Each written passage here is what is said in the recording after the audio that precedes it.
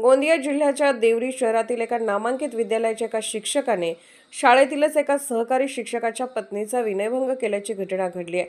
शिक्षकाच्या पत्नीच्या तक्रारीवरून देवरी पोलिसांनी गुन्हा दाखल केला असून आरोपी शिक्षक प्रकाश परशुरामकर याच्यावर विनयभंगाचा गुन्हा दाखल केला आहे। शिक्षण क्षेत्रात एकीकडे गुड टच आणि बॅड टचचे धडे दिले जात आहेत, तर दुसरीकडे एका शिक्षकाकडून आपल्या शाळेतील शिक्षकाच्या पत्नीचा विनयभंग केल्याची घटना घडली आहे। याविषयी संबंधित महिलेच्या तक्रारीवरून पोलिसांनी अपराध क्रमांक 5325 भारतीय न्याय संहिता 75(2)79 या कलमाअंतर्गत आरोपी शिक्षक प्रकाश परशुरामकर याच्या विरुद्ध विनयभंगाचा गुन्हा दाखल केला आहे।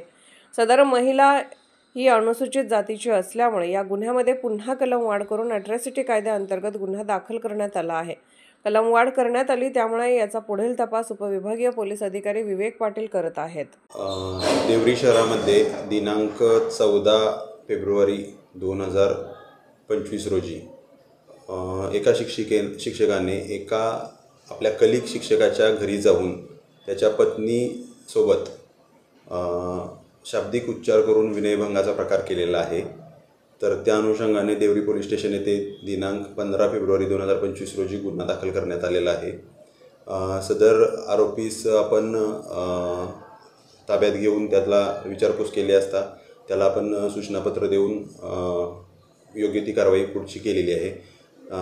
या गुन्ह्यामध्ये नवीन BNS नुसार 75(2) व 79 हे सेक्शन्स लागलेले आहेत, परंतु पीडिता ही अनुसूचित जातीची असल्याकारणाने या गुन्ह्यामध्ये कलमवाढ अॅट्रॉसिटी कायद्याअंतर्गत 31W1(2) व 32VA अशा पद्धतीने कलमवाढ देखील झालेली आहे।